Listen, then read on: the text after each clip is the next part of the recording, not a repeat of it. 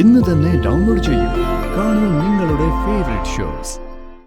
എന്റെ മകളുടെ പിന്നാലെ ഇനി കഴുകന്റെ കണ്ണുകളുമായി വന്നാൽ നിങ്ങളെ പ്രതാപേട്ടൻ തന്നെ കഴുത്തിന് പിടിച്ച വീട്ടിൽ നിന്ന് പുറത്തു കളയും.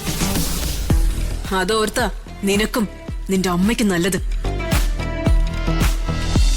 നിങ്ങളോട് ഞാൻ പറഞ്ഞില്ലേ നിങ്ങളെ ഞാൻ കൊണ്ടുപോകുന്ന അമ്മാവിന്റെ അടുത്തേക്ക്. ഇവിടെ വരാൻ കാണിച്ച ധൈര്യം നിങ്ങൾ അമ്മാവിന്റെ മുമ്പിൽ വരാൻ കാണിക്കേ. കയ്യിന്ന് വിടാനാ ഞാൻ നിന്നോട് പറഞ്ഞത്. വീട്ടിലേക്ക് നിങ്ങൾ എന്ത് ചെയ്യും പെണ്ണുപിള്ളേ? നിങ്ങൾ എന്നെ മൂക്കി വലിച്ചു കയറ്റോ? വിടടാ. എന്നിട്ട് നിങ്ങൾ തമ്മിൽ സംസാരിച്ച് ഒരു തീരുമാനം ഉണ്ടാക്കും.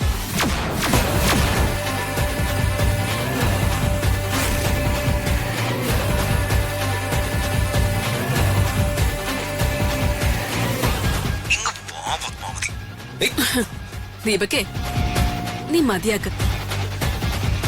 ഇവിടുന്ന് പൊയ്ക്കോ. ഇല്ലെങ്കിലേ ഇപ്പൊ ഞാൻ ഈ വീഡിയോ എന്റെ വേണ്ടപ്പെട്ട ചിലർക്ക് അയച്ചിട്ടുണ്ട്. ഇനി നീ കൂടുതൽ ഇവിടെ നിന്ന് കൊച്ചുവായില് വലിയ വർത്താനം പറഞ്ഞ ഞാൻ ഈ വീഡിയോ നിന്റെ അമ്മാവന് തന്നെ അയക്കും. പിന്നെ നിന്റെ അമ്മാവൻ തീരുമാനിക്കും എന്താ വേണ്ടേന്ന്. വെറുതെ ആവശ്യമില്ലാത്ത പണി കാണിക്കരുത്. ആവശ്യമില്ലാത്ത പണി കാണിക്കുന്നത് നീയാണോ അത് ഞാനാണോടാ? നീ ഒരു കാര്യം മനസ്സിലാക്കിക്കോണം. നീ എന്റെ മകളെ വിവാഹം കഴിച്ച് അവളുടെ സ്വത്തുക്കളെല്ലാം സ്വന്തമാക്കാമെന്ന് നിന്റെ അമ്മ പറഞ്ഞെന്ന് ബുദ്ധിയും കൊണ്ട് ഇറങ്ങിയാല് അതൊക്കെ കണ്ടുകൊണ്ട് വെറുതെ നിൽക്കുന്ന ആളാണ് പത്മാവതി എന്ന് വിചാരിച്ചോ? നടക്കാൻ പോകുന്നില്ല. നീയും നിന്റെ അമ്മയും വിചാരിക്കുന്നതൊന്നും നടക്കാൻ പോകുന്നില്ല.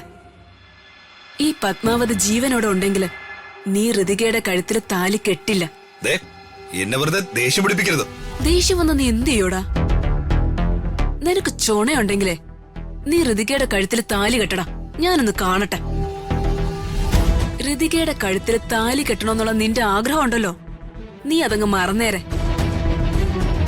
അല്ലെങ്കിൽ അറിയാലോ, നീ പറഞ്ഞതെല്ലാം ഞാൻ വീഡിയോ എടുത്തു വെച്ചിട്ടുണ്ട്. നിനക്കും നിന്റെ അമ്മയ്ക്കും എതിരെയുള്ള ശക്തമായിട്ടുള്ള തെളിവുകളായത്. ഇത് ഞാൻ പ്രതാപേട്ടന് അയച്ചു കൊടുക്കും. ചെന്ന് പറഞ്ഞേക്ക് നിന്റെ അമ്മയോട്. നിർത്തിക്കോണം. അമ്മയും മകനും എല്ലാം ഇവിടെ വെച്ച് നിർത്തിക്കോണം. എന്റെ മകളുടെ പിന്നാലെ ഇനി കഴുകന്റെ കണ്ണുകളുമായി വന്നാൽ നിങ്ങളെ പ്രതാപേട്ടൻ തന്നെ കഴുത്തിന് പിടിച്ച വീട്ടിൽ നിന്ന് പുറത്തു കളയും. അതോർത്ത നിനക്കും നിന്റെ അമ്മയ്ക്കും നല്ലത്.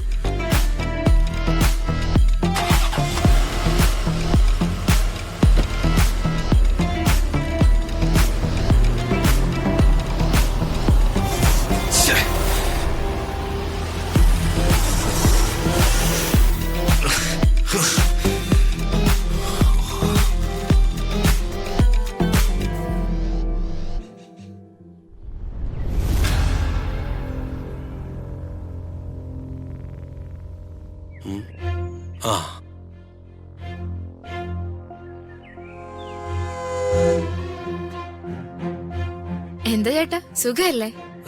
സുഖമായിട്ടിരിക്കുന്ന ജയേട്ടാ, അന്ന് ഞാൻ ജയേട്ടനോട് കള്ളു കുടിച്ച് രാജുവിന്റെ വീട്ടിൽ ചെന്ന് ബഹളം വെക്കാൻ പറഞ്ഞപ്പോ ജയേട്ടൻ ചെറുതായൊന്ന് ഉഴപ്പി എന്നെ പറ്റിച്ചു അല്ലേ? അല്ലേ? ഹേയ്, ഞാൻ നല്ലൊരു ഉഗ്ര വഴക്കല്ലേടെ ഉണ്ടാക്കിയത്. പക്ഷേ അത് ഏറ്റില്ല. രമ്യക്ക് അറിയാലോ, ഞാൻ അവിടെ പോയി കള്ളു കുടിച്ച് ബഹളം വെച്ചിട്ടൊന്നും ഒരു കാര്യമില്ലെന്നേ. പ്രിയയുടെ അച്ഛന് എന്നെ അങ്ങനെ വലിയ പേടിയൊന്നുമില്ല. പുള്ളി അല്ലേ വലിയ തന്റെ അടിയാ. നിങ്ങളോടൊന്നും നിൽക്കുന്ന പോലെയൊന്നും അല്ല എന്റെ കാര്യത്തില്. അല്ലെങ്കിലും നമ്മള് പ്ലാൻ ചെയ്യുമ്പോ സ്ട്രോങ് ആയിട്ടുള്ള ഒരു റീസൺ ഇല്ലാതെ വെറുതെ വഴക്കുണ്ടാക്കിയിട്ട് കാര്യമില്ലല്ലോ. അപ്പോഴേ വളരെ സ്ട്രോങ് ആയിട്ടുള്ളൊരു റീസൺ എനിക്ക് കിട്ടിയിട്ടുണ്ട്. ചേട്ടൻ എന്റെ കൂടെ ഒന്ന് നിന്ന് തന്ന ജയേട്ടനും ഗുണമുള്ള കാര്യം ആണോ? എന്താ ഗുണം? അത് ജയേട്ടാ, എന്റെ വിവാഹം രാജുവുമായി നടത്തുന്ന കാര്യം അമ്മയെ കൊണ്ട് ഞാൻ വർമ്മ സാറുമായി സംസാരിപ്പിച്ച് സമ്മതമൊക്കെ വാങ്ങി വെച്ചിട്ടുണ്ട്. ആണോ? അതെ. അപ്പൊ ഋതിക മാഡത്തിന്റെ കാര്യം? അവളുടെ കാര്യം അതെ, ദീപക്കുമായിട്ട് സമ്മതിപ്പിച്ചിട്ടുണ്ട്. അല്ല, ഈ ദീപക്കിന്റെ സ്വഭാവം മോശമാണെന്ന് എല്ലാവർക്കും അറിയാൻ കാര്യമല്ലേ? ആ, അതൊക്കെ അംബികാമ്മയുടെ എങ്ങനെയൊക്കെ സമ്മതിപ്പിച്ചു. ജയേട്ടൻ ആദ്യം ഞാൻ പറയുന്നത് കേക്ക്. ആ, അവളുടെ കാര്യം വിട്, എന്റെ കാര്യത്തിലേക്ക് വാ. പറ രമ്യ. ജയേട്ടാ, എന്റെ കാര്യത്തില് രാജുവിന്റെ അടുത്ത് ജയേട്ടനൊന്ന് സംസാരിക്കണം. രാജുവായി എന്റെ വിവാഹം നടക്കുന്നത് വരെ എനിക്ക് ജയേട്ടന്റെ സപ്പോർട്ട് വേണം. ഓ, അതിനെന്താ, ചെയ്യാലോ. പിന്നെ എന്തോ ഗുണമുണ്ടെന്ന് പറഞ്ഞില്ലേ? എന്ത് ഗുണമാ എനിക്കുള്ളത്? ഗുണം എന്താണെന്ന് വെച്ചാ ഞാൻ കാശ് തരാം ജയേട്ടാ. കാശ് മേടിച്ചിട്ട് ജയ എന്തും ചെയ്യുള്ളൂന്ന് രമ്യക്ക് അറിയാവുന്ന കാര്യല്ലേ? പക്ഷേ ഇത്തവണ അത് വേണ്ട. രമ്യ എനിക്ക് വേറൊരു കാര്യം ചെയ്തു തന്നാ മതി.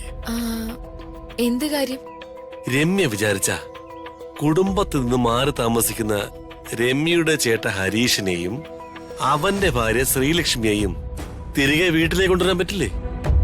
ആ, അത് നടക്കുമെന്ന് തോന്നുന്നില്ല ജയേട്ടാ. അമ്മ ഇതിനൊന്നും സമ്മതിക്കില്ല. ഓ, പിന്നെ രാജുവിനെ വിവാഹം കഴിക്കാൻ വേണ്ടി രുക്മിണിയെ ചേച്ചിയെ കൊണ്ട് സമ്മതിപ്പിക്കാമെങ്കിൽ രമ്യക്ക് ഇതും സമ്മതിപ്പിക്കാത്ത കാര്യമേ ഉള്ളൂ. രമ്യ ഒന്ന് സംസാരിച്ചു നോക്ക്. ശരി, രാജുവിന്റെ വീട്ടിൽ പോയി ഞാനും അമ്മയും സംസാരിക്കുന്നുണ്ട്. അപ്പൊ അതിനു മുൻപായിട്ട് ഞാൻ അമ്മയോട് ഈ കാര്യം ഒന്ന് സൂചിപ്പിച്ചേക്കാം. ഓ, അമ്മ സമ്മതിക്കുമെന്ന് എനിക്ക് ഉറപ്പ് തരാൻ പറ്റില്ല. അങ്ങനെ പറഞ്ഞാൽ എങ്ങനെയാ രമ്യ? രമ്യ അതിനൊരു ഉറപ്പ് തന്നാ രമ്യയുടെ രാജുവിന്റെ വിവാഹം നടത്താൻ ഞാനൊപ്പം നിൽക്കാം. ശരി ജയേട്ടാ, ഞാനും മാക്സിമം ശ്രമിക്കാം.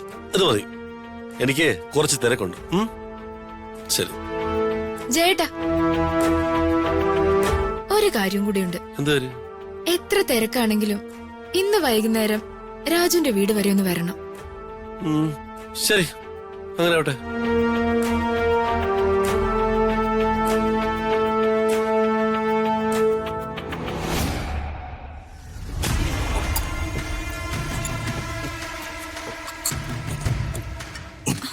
എടാ ദീപക്കെ, എന്താടാ ഉണ്ടായത്? നീ എന്തിനാ ഇങ്ങനെ പരവേശമൊക്കെ കാണിക്കുന്നേ? പിന്നെ പരവേശം കാണിക്കാതെ അമ്മ എന്തൊക്കെയായിരുന്നു പത്മാവതിയെ കുറിച്ച് പറഞ്ഞിരുന്നത്? അവര് വെറും പാവമായിരുന്നു, അവര് വെറും തൊട്ടാവണി സ്വഭാവമായിരുന്നു. അമ്മ അവരെ വരച്ച വരിയില നിർത്തിയിരുന്നേ എന്തൊക്കെയായിരുന്നു? അതിനിപ്പോ എന്താടാ ഉണ്ടായേ? അമ്മ പറഞ്ഞതുപോലെ അവരൊരു പാവ സ്ത്രീയൊന്നും അല്ല, അവരൊരു ഭദ്രകാളിയാ. ആ നോട്ടവും സംസാരവും, ഹോ, ഞാൻ നിന്നങ്ങ് ഒരുക്കി ഐസായി പോയി. നീ എന്താ ദീപക്കെ ഈ പറയുന്നേ? അവള് നിന്നെ ഭയപ്പെടുത്തിയോ? അതെ അമ്മേ, അവരെന്റെ മുഖത്തേക്ക് നോക്കി എന്റെ കണ്ണി നോക്കി തന്നെ പറഞ്ഞു എന്റെ ഹൃതിയുടെ വിവാഹം നടത്തില്ല എന്ന്.